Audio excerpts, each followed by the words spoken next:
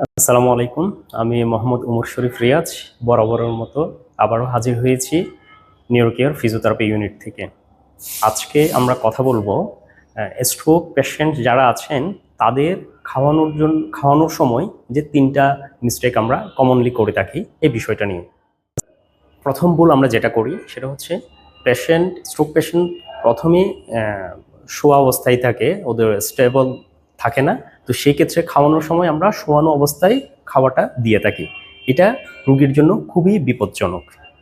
আর দ্বিতীয় নম্বর ভুল যেটা আমরা করে থাকি সেটা হচ্ছে অনেকগুলো খাবার কিংবা বড় লোকমা ধরে খাওয়ানোর জন্য ট্রাই করে থাকি। এভাবে যদি আমরা করি সেই ক্ষেত্রে খাবার গলায় আটকে যেতে পারে। তৃতীয় নম্বর ভুল আমরা যেটা করে থাকি সেটা হচ্ছে খুব দ্রুত খাওয়ানোর চেষ্টা করি পেশেন্টকে। তো এই দ্রুত খাওয়ানোর জন্য আমরা যদি চেষ্টা করি সেক্ষেত্রে খাবার শ্বাসনালীতে প্রবেশ করে, খাদ্যনালী থেকে শ্বাসনালীতে প্রবেশ করে পেশেন্টের কাশি এবং কফ দুটোই হতে পারে।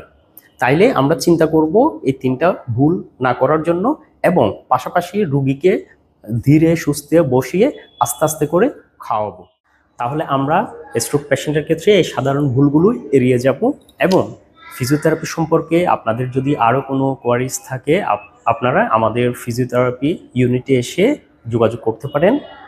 আমাদের ফিজিওথেরাপিস্টগণ সর্বদা আপনাদের সাথেই আছে। ধন্যবাদ।